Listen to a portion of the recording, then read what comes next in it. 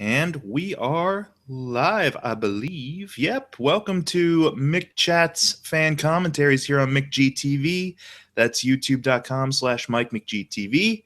Again, I am Mike McG. It feels like I've been doing so many podcasts this weekend. Like, it's just been one after the other. I started up a new one, did a couple of Three Geeks ones, just finished doing one with Dan from Three Geeks on a really weird Japanese crime movie. And now I'm here with a friend I haven't actually talked to in person for a while. I think we did a couple of podcasts over on Never Ending Radical Dude and a commentary track a long while back, but you know him probably on the site as the voice of Deadpool and Donatello, a couple of my Let Me Get This Straight videos. But here back is Mark Espinoza from neverendingradicaldude.com. I wish I could be Mark McE. Mickey. Yeah. All right. I gotta, it doesn't really work out that well. Hey, we'll get it next time. Well, and you know what? That's not even my real name. It's, you can put on a stage name, whatever. It's all good. Right, okay, yeah. Mark McE. Hanging out with Mark McG. There we go. Yeah, so when we do finally convene in person, it'll be like the greatest concert tour ever. What an age we live in.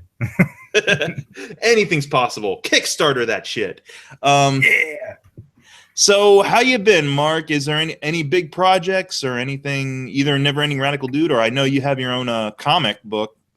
That's still in the works. We are coming along, banging out the next two acts of the book, hoping to have it done by next July, which happens to be San Diego Comic-Con. So we shall see. You're good. It's gonna be great. And then other than that, just the articles on Never Ending Radical Dude. I actually did an article for a Stranger Things season review that you can find at neverendingradicaldude.com, Mark Espinoza. So check that out.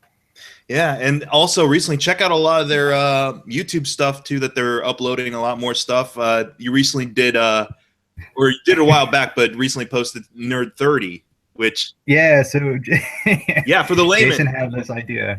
So Nerd 30, the basic idea is that you have to you get 1 minute to explain your opinion on a show. So we'll have like dueling commentary, like for instance, I like Gotham, you don't like Gotham, or one wouldn't like Gotham. So we have to battle it out, but we only have a minute. But in that minute, we also have to chug an entire beer. Yes, it classy. The height of sophistication. And what happens to the loser again? Or does that for change? A while there, I think it might have changed because it was a pie to the face. Because it's a classic. Because it's a damn classic. Yeah. Oh boy. Nice. But yeah, so we are starting to pump out a few of those, but then we have some new ones coming out because I don't know if you know this, Mike, but a lot of nerds are divided about a lot of things that happen in our nerd worlds nowadays. You're referring to some recent movies and television shows? Everything. Some people are upset about the Ghostbusters. Some people are upset about like Star Wars, and I'm just happy to be experiencing it all. So I'm always that opinion. Yeah, I mean, if that's the epitome of you're saying everything is wrong with the world, check reality a little bit. But yeah. Absolutely. I think something we can agree on, though, is that we enjoy and find Stranger Things interesting. Absolutely. Definitely. So why don't we get into that right now? Like I said, this is some fan commentary, and we'll try to make this as regular as we can. Get through. It's a good thing there's only 8 episodes of this. I know I did the full season of Daredevil, season 1 with Max, and that was 13. And at times that seemed a little hard to wrangle. 13 commentaries. This one's only 8, so hopefully we can find the time. But we're starting with what I like about it. Yeah. They could have easily done like 14, stretched it out a little bit, but they kept it tight. 8 episodes. I really appreciate that about the show. Mm-hmm. And with the recent news that we're going to be getting season 2 with 9 episodes, I believe. Yeah. What better time to do some commentary? So we're starting with episode 1, chapter 1, The Vanishing of Will Byers. Now, what y'all at home can do is make sure you have episode 1 queued up at the 0 mark, and we'll count you down to press play with us and join in the episode with our commentary going over it. Now, you won't hear audio from us because copyright stuff, of course, and everything like that. So, but we'll be following along with subtitles and so forth. So just make sure you're queued up at 0. Are you queued up at 0, Mark? Oh, I am queued up at 0. Believe you me. And you got your beverage of choice in hand? Oh, yeah. I mean, of course, naturally. I mean, it's like having two buddies in your living room with you, watching a great TV show, and we're all drinking, having a good time. Nice. All right. So here we go. Episode 1, The Vanishing of Will Byers. I will count down 3, 2, 1, play, and then on play, that's when we play. So here we go. 3, 2, 1, play. And the Netflix logo pops up for you. Boom, boom. Yeah, and the trademark sound. Now, we probably won't have timed commentary with things that go on since subtitles, kind of may have delay or might be not taking place exactly when people talk, but just kind of talking over the episode a little bit. First of all, I was born a couple of months before this ever happened, so I'm automatically nostalgic for me. How about for you? I was a few years before this. Okay. 3 years to be exact, but still is my era. Very nice. I was a young buck. Now, when you first saw this season, did you go in knowing what it was about? Because I actually went in, I just heard that it was really good and it was on Netflix, so I'm like, I'll check it out. I really had no idea what the series was going to revolve around or even who was involved. So, but what was kind of your introduction? Oh, the same thing. It was just like Stranger Things kept popping up on my Facebook feed of people saying, "Oh my God, this is amazing! What is this? This is great! This is great!" And I'm like, I had heard nothing about it, and it's kind of interesting how the marketing didn't really exist for this movie. At least I didn't notice it. Yeah, I didn't really hear anything about it until the week before it came out, honestly. And then everyone was saying like, "Oh, it's really great! It's got this retro vibe to it, very Spielbergian at times." Yeah. And when I saw pictures of it, I was very much like, "Oh, this is kind of reminding me of Super 8 a little bit." Wow, was I kind of on that, but not really. It's first of all, this opening scene is like, holy crap, I wasn't expecting this. No, I mean, it's very Jaws with the idea of like, you don't actually see the creature beforehand. You just see someone becoming, the victim of a creature. Mm-hmm. It's like there's like out there, but you don't know what it is. And then it's like, okay, now kids playing in their basement. Yep, Dungeons and Dragons. And now when it jumped to this, it was very reminiscent of, I started thinking automatically of Elliot and his family eating pizza and stuff, where they were playing cards and eating pizza and E.T. I was like, man, it's got that same feel to it. We had something fantastical just happen. Now we're into the suburbs. Yeah, something terrifying. Like there is like danger amongst them. Yeah. Were you ever really this into Dungeons and Dragons or anything? I never was, but no, nor was I. And I kind of wish I was. I mean, it's funny because of this, it has like this resurgence in our society, and people are all like, maybe we should get Dungeons and Dragons going again. And I'm like, I would have to learn it all from the beginning.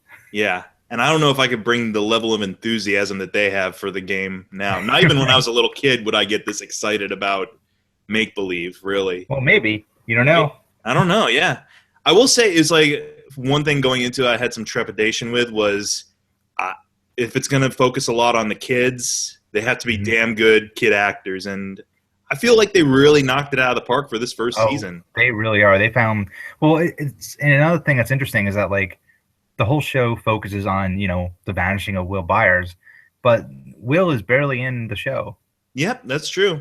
He shows up every once in a while, as you'll find out later. In hiding or, behind something. But, yeah, it really focuses on Mike, Lucas, and Dustin, right? Yeah. Yeah, I think that's it, yeah. And someone else who you'll meet at the end of this episode as well. Or they'll meet at the end of this episode. We're not really spoiled. If you're listening to this, you've already seen the show. Yeah, I don't think you're going to watch your first time watching Stranger Things with us two yahoos in your ear. Now, one thing, we can't hear it right now, but one thing that I really got anchored into automatically was this 80s soundtrack, 80s sounding like new wave soundtrack. Yeah, oh God, once that shows up. Yeah, that is one of the few times in Netflix's series is that I did not skip the opening title sequence at a certain point. Mm-hmm. Like Orange is the New Black, I got tired of hearing that song over and over again. But this song, every time I let it play through. Mm-hmm. And also speaking of music, I did a little research afterwards, and like some of the actors such as Dustin, and I believe, I forget her name, but the girl who plays 11, they're singers. They have a strong background in musicals and stuff. Did you see that video of Dustin like singing that Les Mis song at the karaoke night? Yes, I did. He's an angel. Oh my gosh! And the fact that he has that lisp still makes it all the more adorable too. It's like, oh, it's perfect. Perfect. And I love. So we kind of we just kind of missed something that I feel like I have to bring up. Go for it. But like the sister having once been a nerd and no longer being a nerd. Yeah. I don't know. I'm kind of like, it would have been cool if she stayed the nerd. Once and always. Not like this. Yeah, then like this high school thing of like, I don't want to be a nerd anymore. Like this idea that girls can't be nerds. I don't know. Maybe reading too much into it, but. Well, I mean, I guess that would be kind of. I know that kind of is representative, probably, of what teenage girls went through at that time. Maybe is part of that whole. Yeah. Do you have a copy of X-Men 134? I don't anymore. I lost it in a BMX racing bike race. Apparently. So I wrote the thing on Never Ending Radical Dude about like I was I'm like X-Men 134. What was that? And it was like the Phoenix Saga. Mm-hmm.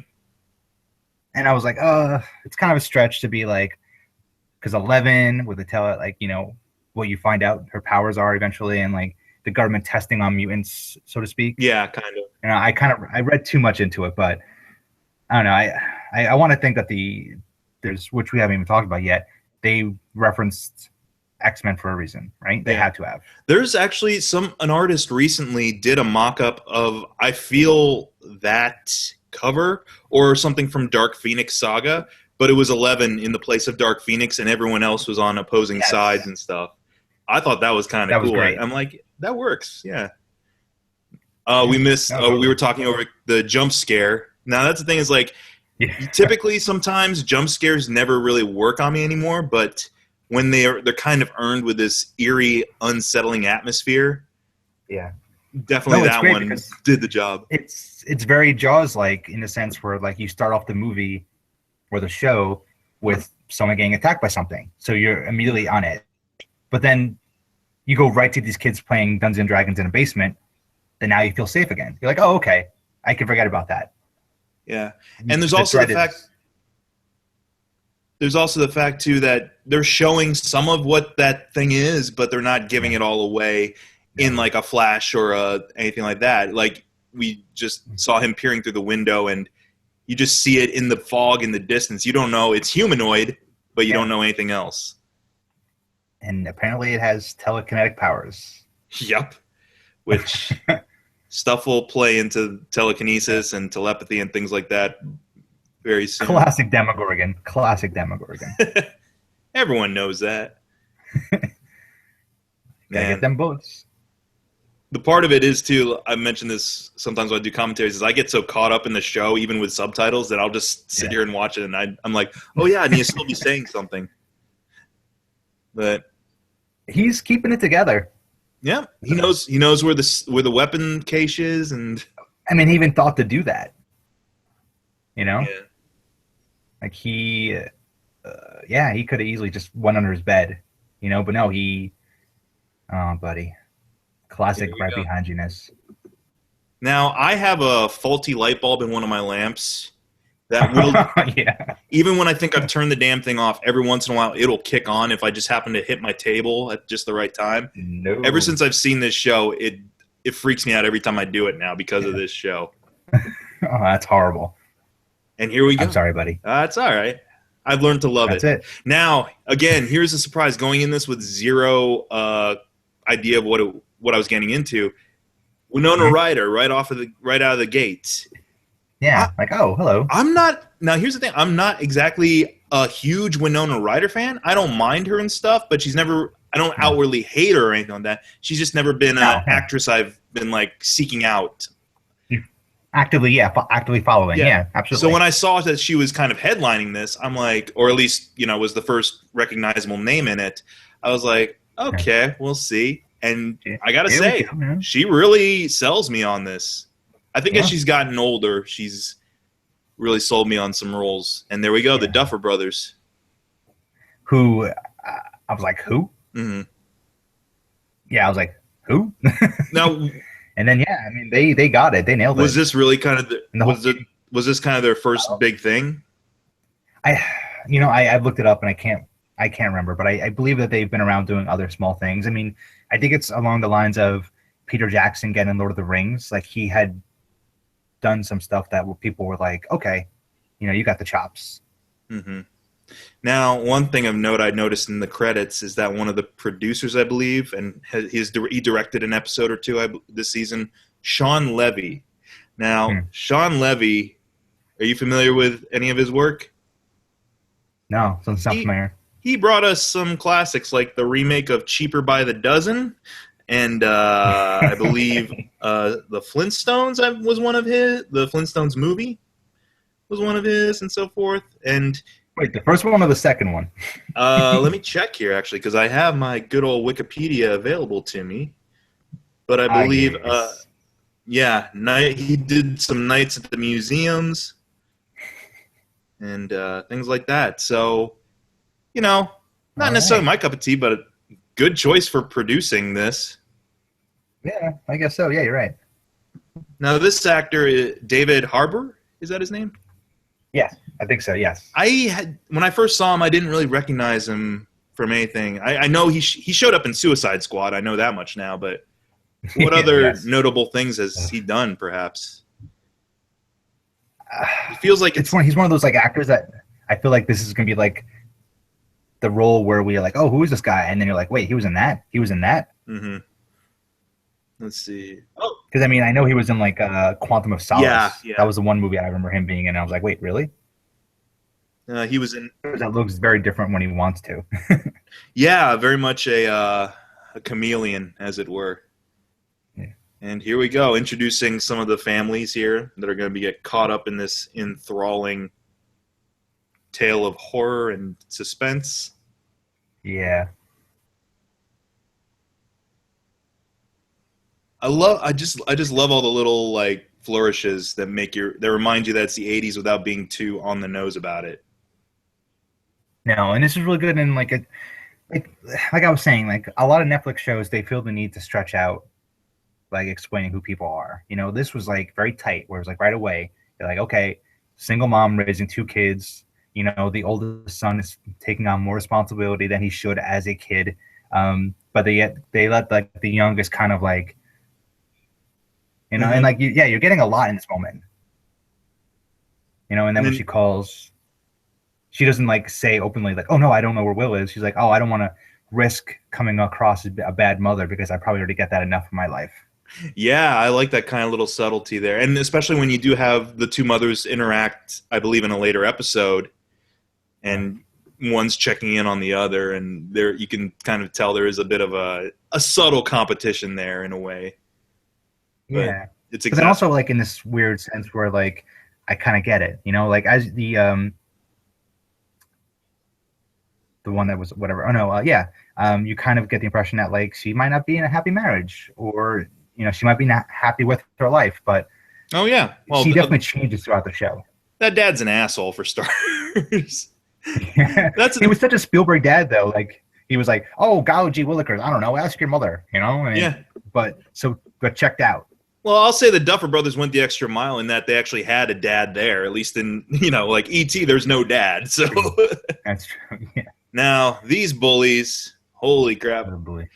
Now, this, I feel more of the Stephen King influence coming in, especially when it comes to these very scrupulous, just unpleasant bullies. That feels very much like something out of a Stephen King story, especially something like It. Yeah, or like sometimes they come back, like these kids who are bullies but go too far. Mm-hmm. And so Dustin just said that he has like whatever that ailment he has with his teeth. Mm-hmm. The actor really has that. Yeah, yeah, and that's what causes kind of his lisp and so forth. Yeah, and it's cool because he actually wears prosthetic teeth when he's walking out about. Mm-hmm. But he's very open about it. He's like, these are not my real teeth.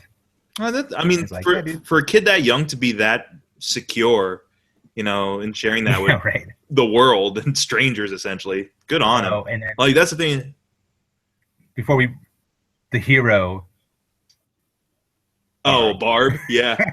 Dude, all I'm saying is season 2, I know they kind of gave us an ending on her story for season 1. Yeah. No, there's got to be more. I kind of love Barb. No. Have you seen all the street art like for Barb? Like someone did a big mural of her face being like, "Never forget Barb," or like, "We love Barb." Like she became Oh like my this God. token hero. But, I mean, it's kind of good to see like the one female character who's like aware of everything. She's like, Yeah. Like strong and I don't know. Not afraid to call her friend out. Yeah. Totally not afraid to like just bend to the will of the cool kids. Now, at first, it quickly became clear. I'm like, okay, I know where this character is going. I don't know though, because I mean that's the great thing about this show is that none of the main cast gets too far into a particular trope of character. He could have been the bully archetype throughout the whole season, but he doesn't stay there all the time.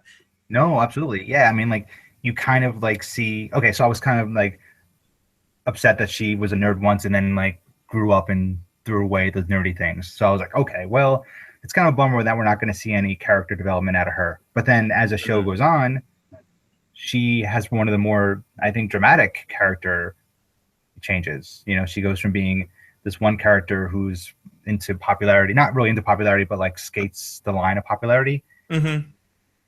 And, like what's cool and what isn't, but then becomes like, no, all that doesn't matter. This is what matters. Yeah. Like she has like this really awesome, like, well, she's very much on the cusp of being like, this is what will make life a little bit easier for me during these years, and I'm not really sure if I'm in love with this person or not, but you know what? Let's give it a shot. And that's why, like, well, first we'll probably get back to Steve a little bit later. Let's focus on the cops. Yeah. Okay. Right. Hopper. Yep. Yeah. Okay. Chief Hopper. Although, best line coming up. The mornings are, what is it, for coffee and contemplation? Yep. I saw you were sharing that one on Facebook, I think.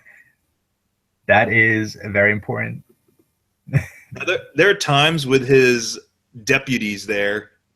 Mm-hmm. It feels very much kind of David Lynchian at times with those deputies. Like they're aloof and bumbling just the right amount. They're like the Rosencrantz and Guildenstern of the whole series, Yes, like, exactly. You guys bumbling their way through the series. So when he starts to get deeper into the mystery and it seems like he's losing his stuff, they still at least have some levity in them to kind of be like, I don't know about that, Chief. Yeah. Hey, Chief, you drunk right now? What's going on, buddy? And even in this first episode alone, like at first when you're introduced to Hopper here and he's interacting with Winona Ryder, you kind of get the feeling like, something has happened to him. Maybe he just seems cold. Totally. But they don't again, the great thing about these series especially is they don't lay all the cards out on the table right away. I love that. Yeah, I mean, like, you can totally see that he's a guy that is a good cop. He's a smart man. He's dedicated. But something broke him. Like that. So subtle. Like he's doing this as kind of as just a formality or as a favor to her, but really isn't engaged in it. Yeah. Even though it's a missing kid. Yeah, and he probably does care, but like he's just so broken that he's just programmed not to care anymore. Mm-hmm. Because I mean, like once he starts getting into it, he's like 100% into it. Yeah. And this is setting up, of course, the family dynamic, not just at their home, but also with the dad not being there, who he will come back for an episode or two, but then you get a sense of why Jonathan had to step up and everything like that. Yeah. What's interesting? They never actually reveal. So I guess this isn't really a spoiler, but like Jonathan, you don't know how old he is. No, he's high school, obviously. Yeah. But you don't know if he's graduated or if he was kicked out of school. Because whenever he shows up, people are like, oh, look, there's the freak, whatever. But they never explain why that dynamic is there. That is interesting. Yeah. I guess he wasn't never really in any classes with Nancy or anyone else. No, totally. He just kind of shows up to use the dark room. Yeah, and they kind of see him, and yeah, exactly. He's still using the school, but he's not going to the school. I don't know. It's weird. Now, here's good old Matthew Modine, Matthew Modine. I haven't seen him in anything since Dark Knight, honestly. I know he's probably been in a lot of stuff, but I haven't seen him since he played that cop in The Dark Knight. But I wonder how much they really had to old man him up, or if some of that is just natural gray hair now. I don't know. It's like that magical gray blonde that I don't know if it's real or not. I mean, it's eye-catching, whatever it is already. So I'm like, okay, he's the villain, right? Which, again, is like a totally awesome 80s trope of like giving the villain some very interesting characteristic that puts him outside of reality, or like puts him outside of the common people, you know? Yeah, like as the series goes on, we find out there's really nothing extraordinary about him per se, or supernatural about him per se. But when you're first introduced to him, there's just something so off about him and about a lot of the higher ups of the Hawkins Research Institute that you're just like, they can't just be bad people. There's something else at play here. But I guess sign of good actors, I guess. I guess so, yeah. So again, a very ET feel. You know, bad guys in jumpsuits and hazmat outfits. Oh yeah, that's right. Yeah. All we need is little Henry Thomas off to the side saying, "You're killing him." Now, with this and with the introduction of this stuff, even before I knew what exactly all this alien-looking stuff was supposed to represent, even then I was kind of going, "This has got a very Silent Hill feel to it, almost." Oh yeah, no, yeah, totally. Like, there's like the normal world, and then there's like the crusty, infested, world that pollutes the real world. Mm-hmm. And that only shows up in certain areas or fissures. And here we go with the introduction for who turns out to be my all-time favorite character on the show. Yeah. Who has only been around in the cultural zeitgeist for like a couple weeks and already cosplay of her everywhere. I went to the San Francisco Comic Convention, and there was people walking around like short hair, like a bad wig, with a box of Eggos. Nice. And originally British, I believe. A British young British actress. Huh. Yeah. She's one of those actresses that when you hear talk at an interview, you're like, whoa.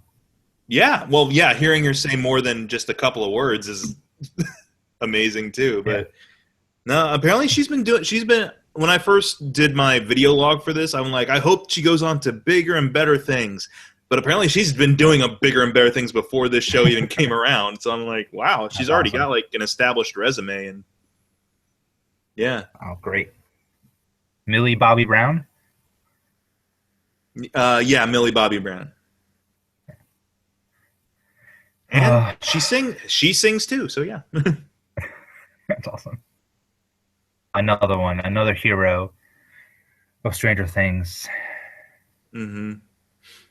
That. Now this is what I like too. They broke the stereotype of the chef of a dingy diner being a creep. He actually turns out to be a pretty nice guy. Right? That's really interesting. You're right, totally. Normally they would be like, "Hey, get out of here," and then he like chases her off, and he's like, "If I ever see you back here again," he'd be like the chef with those fries. He'd be like the chef from Sleepaway Camp, and you'd be like, "Throw some hot fat on that guy." That guy. Now, this teacher, on the other hand, the best. The best. I mean, the worst mustache, but the best. The worst mustache. Kind of laxes on his responsibilities a little bit, but he's through and through. He's like, I want to be your buddy too. No, man, he's there for them every moment he needs them. They need him. Yeah. There's just sometimes certainly he's the real hero. Yeah, I kind of get the sense he's like, can I go on the adventure with you guys? It's one of those things where you're giving him like a scar or like a missing leg, where you're like, hey, what happened to your leg? And he's like, I want to talk about it. And you're like, oh, dude, you were a kid Goonie. You went on like all kinds of crazy adventures with your buddies. Yeah. And then now you're the old man taking care of the next generation of Goonies. Passing the torch on. Yeah, exactly. That's why he's so cool with it. Yeah, we haven't. I'm glad you mentioned too, because we haven't really touched about it. It's like, if anything, this is really like taking a lot of influence from Goonies. Yeah, totally. I mean, the well in which this movie pulls from is very, very deep. Especially when it comes to like the camaraderie between these kids, especially like they have their own code of ethics and their own way of doing things, and yeah, much better than many adults I know. The way they handle reality and each other's conflicts. Again, and I love not just their interaction amongst themselves, but also with Hopper here, who's just like, all right, guys. Come on, you, in the middle, talk. Yeah, and he says, like, I like when movies act like he's read Stand By Me. Mm-hmm. Or like, he knows what these kids would probably do. He's like, no shenanigans, no adventures, no riding your bikes into the woods at 2 a.m. because you feel like you're the only ones who could do something. Right. Like, I know that's what you're thinking because I've seen that movie too. Yeah. And then right away. I mean, that's kind of refreshing about this series too, is that it'll dive into tropes, but then it's kind of aware that it's doing it too, and kind of play with your expectations. Yeah. So that you're like, all right, he's not just going to be a stern figure. Man, the nerd is heavy. That password, Radagast. Yeah, what is that? Do you know what that is? That's I believe that's Hobbit, or that's not Hobbit, but that's Lord of the Rings related. Radagast the Brown, I believe. Got it. Oh yes, okay. Now, this is again something great about Netflix shows, especially, is how they intersplice their flashbacks. Yeah, this show does it. No, absolutely. Well. Like you, yeah. No, yeah, coming up, absolutely, yeah, because you're like, okay, well, clearly this is a flashback because Will is there. But then now darker. Mm-hmm. You can tell, like, the lighting is darker now than it was a second ago. Like, flashbacks are brighter. Yep. A better time. But also, it's the way they kind of pace them throughout the entire season. Like, you just don't have an episode wholly devoted just to 6 months ago or anything like that. Like, no. They'll take 5 minutes out of the episode just to address this certain character dynamic that happened before events. Yeah. So wait, what's this guy's name? This guy, I can't remember off the top of my head. Yeah. I know Hopper. I mean, Hopper comes in next episode, I believe, and knows him. Of course, he's familiar with him. Yeah. But small town, everybody knows each other. Totally. But this is definitely another character who deserved better. I was gonna say. Honestly, yeah. Like he's got a brief amount of time just in this episode to shine. But I was kind of hoping he would be a regular especially after this interaction with her, because it's just this patient, fatherly approach that you're not expecting from someone who looks that gruff or that absolutely imposing. Like he's just unbelievably sweet to her, and it makes what happens later all the more kind of heartbreaking. I'm not gonna lie, dude. In later episodes, you might hear me kind of sniffling at the end. Yeah. On the other end of this. No, absolutely. There was a few episodes that hit me too. But she speaks. Yeah. 11. Which is that whole cool thing. What happened to 1 through 10? Hopefully we'll be getting some clarification. There's been a lot of speculation about those episode titles. I think and the first one I think is called Mad Max. Mad Max, yeah, and the last one's called The Lost Brothers. So I'm like, what is that about? Oh, dope. I mean, is that Will? Is that her brother? Yeah, well, like you're mentioning, what happened to 1 through 10? Maybe one of them is the lost brother, if there is a 1 through 10. Yeah. Yeah. And here we go, the first indication that, well, aside from just the way she arrived, that there's something not right about her. Her overall weirdness. Yeah. That girl ain't right. Damn you, fan. Odd product placement for GE. Yeah, well, right. Our fans can be so easily stopped by telekinesis. Only a 11th grade psychic with, attack levels 8 or higher can knock down fans. Oh, that was horrible. I'm sorry. I enjoyed it. Whatever. That's the thing. Is like that's the great thing about these commentaries too. Just in the moment, whatever comes to us, it's all good. Yes. And here we go. Some investigating going on with these two bumblers. Yeah, but then you also get to see that he's seeing things on a deeper level. Mm-hmm. Like, oh, maybe the kid crashed his bike. He's like, nah, man. Yeah, like I mean, you can tell, like what you said before. You can tell that he's a good cop underneath all of his kind of right now coldness or dispassion. Yeah. And then we get into the conspiracy stuff here. Yeah, we go. What are they listening for? Why are they listening everything? For everything? I'm telling you, it's like, but this isn't just playing to like retro 80s stuff for me or a lot of movies around that time, but like you get the sense of like, in a way, Dr. Brenner's character is very cigarette smoking manish almost. Yeah. Like he's the figurehead or the symbol of this. Yeah. Or he's the guy who works directly underneath, the cigarette smoking guy. Mm-hmm. Yeah. Like the people who are in the know. And here goes the desperation starting to mount here. Oh, yeah. No, it's starting to get, real. Oh, it sucks. And touching base with another big asshole in this movie or in this show, Lonnie. Yeah. Which I was wondering how they would play out his assholeness. Yeah, they did it in a way that was unexpected.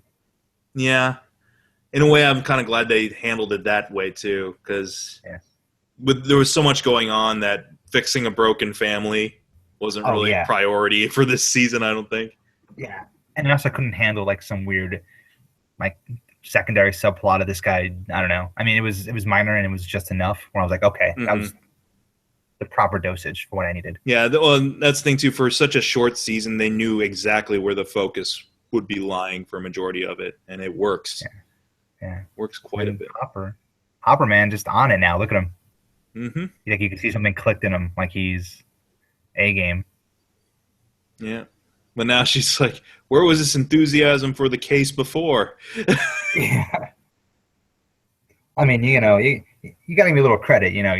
It's you. Yeah, I mean, he says it without saying it. Essentially, it's like, look, I know you guys have a kind of a weird situation right now. Yeah. It's not possible to just disappear for a while. Yeah. I can't remember. Does anything happen to the dog? I don't think you ever see the dog ever again. Yeah, that's what I was trying to. It's like I remember trying to think back. It's like, nope, the dog never really plays into it anymore after this. Huh? Yeah. Now, was the dog there when Will got kidnapped? He was in the house, and he was the first indicator that like, hey, something's coming, or not something's coming because Will already knew something was coming, but that Will wasn't crazy essentially. Yeah, I mean, okay, so technically, flickering outside of the house where they're playing Dungeons and Dragons. Yeah, that's. I'm just saying, hypothetically. Now that brings up a good point, Mark. How many times have you seen this show? Now. Oh well, I think it's my third time. Third time. My way through it. Yeah. All right.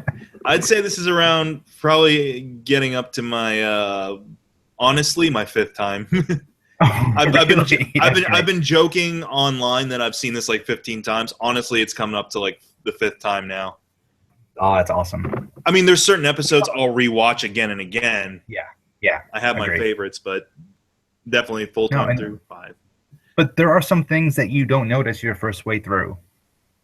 Oh yeah, that's part of it too. Is that important things? Yeah. And again, this creepiness too gets well earned with kind of his scare. That scared me when that happened, to be honest. Yeah. No, all I knew going in the first time to watch this is I got to kill all the lights in my apartment and just watch. Like I'm like, okay, this is supposed to be scary. Let me turn off the lights then and see if it gets the effect going. Yeah. And it did. I'm not going to lie. It did? Oh, yeah. Especially that first encounter with Will and the critter. The critter. Yeah. Oh, yeah, the kid. Yeah, here we go. Now, definitely this interaction between Nancy and Mike was definitely ringing true for some E.T. moments. Like, I half expected Mike to be like, it wasn't like that, penis breath. Yeah. Yeah, but the dad is so checked out. Oh, yeah. Which I'm like, ugh. I got to say, though, too, just all the little, like, side looks that the family members give each other during the meal is worth it, especially from the baby sister, who probably isn't even acting. Like, she's probably genuinely like, what the hell's happening? The thing I like about the mom in this is that maybe it's me getting older, I don't know, but the mom, I don't know, like usually in these kind of shows, the mom is so kids at all, right? Mm-hmm. The mom is kind of saying like, in not so many words, yeah, I get what you're going through. I was a kid. Yes, I know you had sex with Steve. I know what happens. I'm not an idiot. You know, like. I like the way that she handled that. Actually, that scene later on. Cool to have her be like, yeah, I am your parent, and I know you can't expect me to understand the world you're living in, but I lived in that world. I get it. Yeah, you don't have to like not tell me stuff. She handled it way better than George McFly there, who. Yeah, well, yeah. Who just couldn't give two craps. Yeah. pre Marty going back in time, George McFly. Oh yeah, no, absolutely. Oh, George McFly, not telling Biff that his car has blind spots. I just realized you were doing the laugh on the other end there. Oh yeah. Yeah. Thank you. I was like, oh my gosh, yeah, that's right. He's doing the laugh. I love that laugh. Okay, so here we go. We get a little bit more of Hopper's backstory. Just a little bit, though. Just a pinch. Yeah. And again, this... what's the name of the teacher again? I can't remember. Oh, they were just talking about? Yeah. Oh, that teacher. Yeah. Oh, Mr. Clark. That's what it says. Mr. Clark? Yeah. Yeah. Just all-around good guy. Yeah. Him and the other teacher, Miss Lewis. Like, come on, guys. Yeah, I set it up for you, and you just knock it down. Yeah. Here we go. All right. I gotta admit, those figurines look really awesome. Yeah, they did a good job. So, okay. I guess there are who watched this, who nitpicked the time in which things actually came out. Okay. The figurines didn't come out till like a year later. That walkie-talkie was a year away from coming out. Like little things like that. Did they push their glasses high up onto their bridge of their nose when they said it? So high. Impossibly high. Jesus. Yeah. Oh my. I don't know. Like I guess there are some discrepancies about like what movies came out when. I don't know. Stuff like that.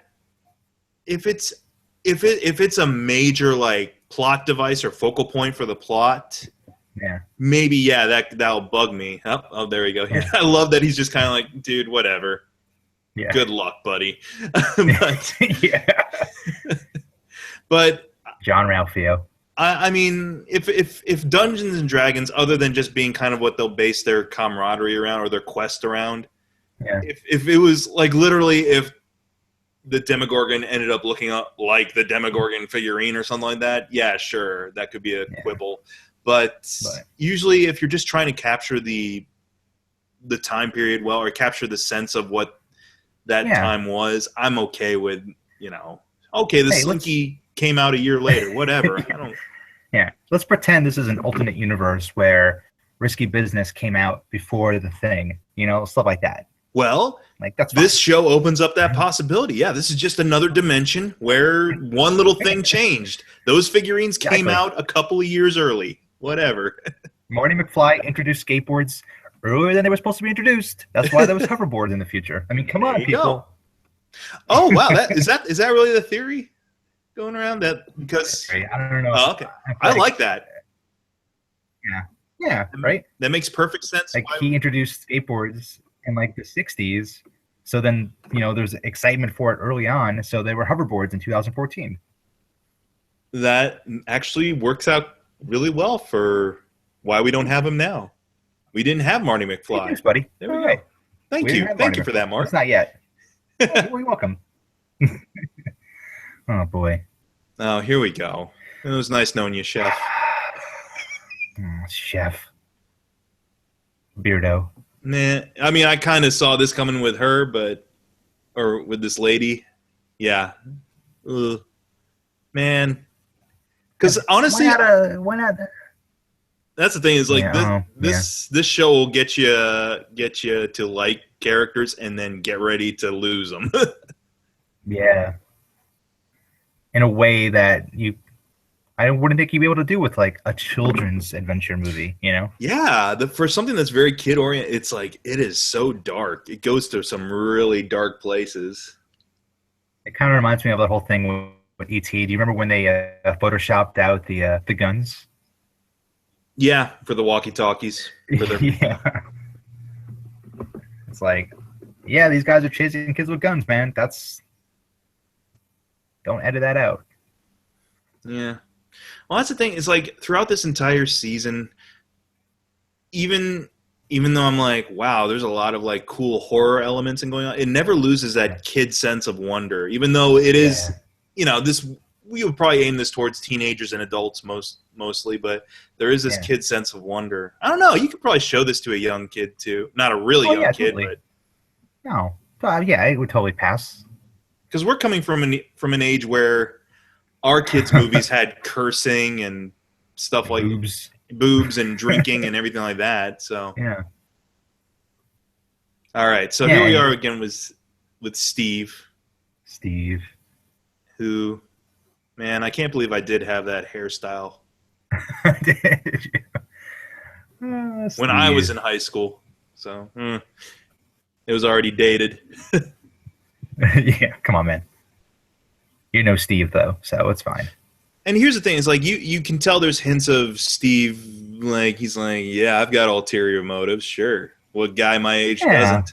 But at the same time, there is a likability to him. I'm not one. No, and I feel like it would be so fitting of that character to like just kind of hit it and then quit it. Mm-hmm. But I don't know. He kind of like, I want to believe he's better than that. Well, and he kind of is. Yeah. I mean, shitty things later on. Yeah. I mean, even right now, it's kind of like, all right. Oh, there you go. I see what's up. I will admit, the first time I saw this episode, I was like, are we really going there, Netflix? Okay. Yeah. But I mean, Steve. That's the thing is like Nan, even though she's obviously kind of changed her status a little bit from, like you mentioned, someone a little bit nerdier to trying to be a little bit more in the mainstream crowd, she still holds to a lot of her, like, no means no. And yeah, we know that at least he backs off. Yeah. And he tries to be, he's trying to be charming and cute. And it's working sometimes. Yeah. He's like, baby, I'm all about it, but you know what? I get back to science if that's what you want. All right, Steve. You're all right for now. For now. Oh, this is the scene that I might go. You might hear me at the. Oh no. And that's the thing too. As someone who I've never said Winona Ryder's the worst thing to ever happen. I've never said she's the greatest thing to ever happen for act. As someone who's kind of like, yeah, she's fine, but she really, really sells me. Yeah. On this scene, and I forget the actor who plays Jonathan. I forget his name, but he's really good. Oh yeah. Oh, this is. You go ahead and say something, Mark. No, it sucks, man. It's like it's going through all the phases of, like, is this my fault? Did I do something wrong? Like, should I have been more aware? And and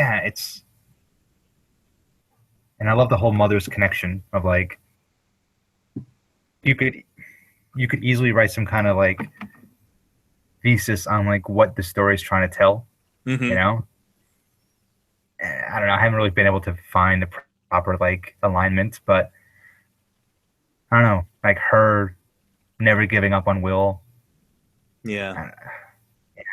There's something to it.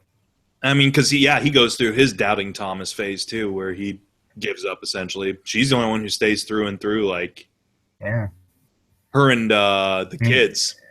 Oh yeah, the kids, right? Yeah, totally. But then even the kids have like they go through their phases of like not believing and believing And here we go with the weird stuff picking up yet again, and it just gets weirder from there. And she goes through a lot of telephones. No, absolutely. It's like it's either a television or a telephone. There's always the one piece of technology that people can communicate through from the other side. And Christmas lights. And Christmas lights. Which I'm kind of wondering, like, how many haunted houses this year are going to have like a Christmas lights room set up with, right? The little legend of. You're silly if you think that I am not looking up how to synchronize Christmas lights to like spell a word on a wall. Oh, absolutely. Yeah. All right, and we're coming up on the end of the episode actually here, and what a cliffhanger to leave. I mean, even though I kind of had a feeling this is what was going to happen. Yeah, you knew like, okay, when is 11 going to meet up with the boys, and then it happens right away, and you're like, okay, well, now I want more. There we go. Yeah, and again, the other thing about Netflix shows especially is that thank God they all come out at once, because I wouldn't be able to stand waiting a week to see what happens. No. So there we go. So great. Yeah. Such an awesome, like, what a way to open a show. What a way to start off not just your premiere season, but the premiere season of a show that honestly couldn't have turned out, better than this. Yeah. No, it was finally crafted. It was tight. It was engaging. The story was solid. All the characters were amazing, and there are like hidden allegories that you can kind of weed out through. Like people can watch it and get something out of it. Everyone could get something different from it. I mean, it's great. Yeah. So would you be up for revisiting a couple of the rest of the season? Yeah. On a I'm gonna watch them anyway and yell at the TV. Might as well watch them and then yell at a recording. There you go. Yeah, capture some of that gold for the people at home. Gold. Thanks again, Mark. I appreciate you calling this gold. Oh, yeah. Thank you. This is wonderful. This is the thing. It's just an opportunity to chill, watch some TV with buddies, like you said, just relax and be able to just share our passion for this awesome time to be a geek and a nerd, as it were. Really is, isn't it? Let me tell you. Oof, the stuff lately, so good. Yeah. Like back in the mid-'90s or whatever, would you think a show like this would even have made it? No. Broadcast television. Oh no, right? They would have had to like hype it up or turn it into something different. I mean, the fact that it's like so simple but like very, very elegantly crafted. This is great. Yeah. It's funny that we had to go to 2016 to get a quality 80s show. Yeah, it feels like this is the decade where the nostalgia is actually working very well. Yeah, for a lot of shows. Absolutely. But agreed. Yeah. Thanks again, Mark. And like I said, check out Mark Espinosa's articles, especially his review of season 1 of Stranger Things over at neverendingradicaldude.com. Check out his episode of Nerd 30. Check out some of the videos he did for McGTV on the site here, where he voices everyone's favorite Merc with a mouth. And also the Spider-Man commentaries. Those Deadpool episodes. Yeah. I love the Deadpool ones. And the Spider-Man character. Yeah, and then Ninja Turtles. Yeah, I'll have some new material heading your way very soon. But okay, fine. Do you have I forgot to ask. Do you have like a Twitter presence or anything like that? I am. I'm Mark E and then Espinosa. Double E's in the middle there. So double E's. Yeah. All right. Well, check him out there on Twitter. Check out Never Ending Radical Dude. Check out McGTV. Once again, have a good night and thank you, Mark. All right, guys. See you next time.